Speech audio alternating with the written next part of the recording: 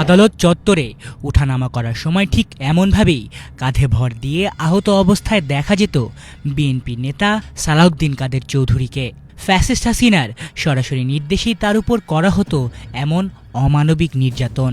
বরং ব্যক্তিগত আক্রোশের জেরে মিথ্যা অভিযোগ এনে বিএনপির এই সাহসী নেতাকে ফাঁসির কাষ্ঠে ঝুলিয়েছিলেন হাসিনা, যে কারণে সালাউদ্দিন কাদের চৌধুরীর এই মৃত্যুদণ্ড বাংলাদেশের বিচার ব্যবস্থার সবচেয়ে বড় কলঙ্ক হিসেবেই রয়ে গেছে।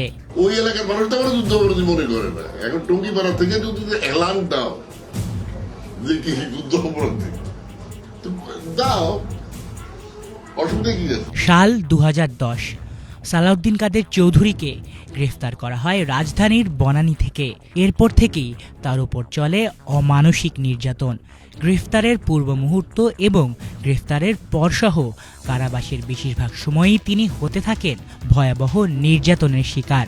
অভিযোগ আছে সালাউদ্দিন কাদের চৌধুরীকে বিবস্ত্র করে বর্বর কায়দায় নির্যাতন চালানো হয়েছিল, এমনকি তার শরীরের বিভিন্ন স্থানে আঘাতের চিহ্নও ছিল।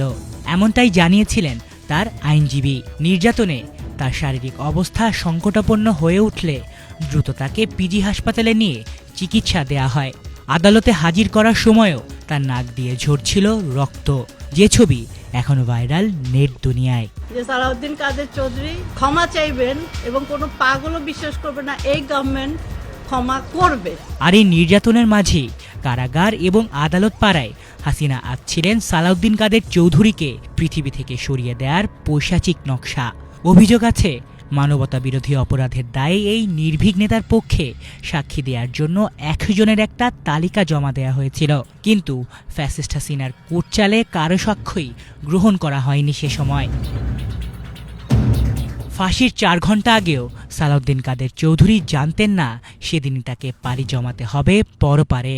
পরিবার যখন শেষবারের মতো দেখা করতে যায় তখনই তিনি প্রথম জানতে পারেন যে আজকেই সেই দিন। তার হাতে সময় আছে আর মাত্র 4 ঘন্টা। এরপর তিনি পরিবারকে জানান তার ইচ্ছা রাঙ্গুনিয়াতেই হবে তার কবর।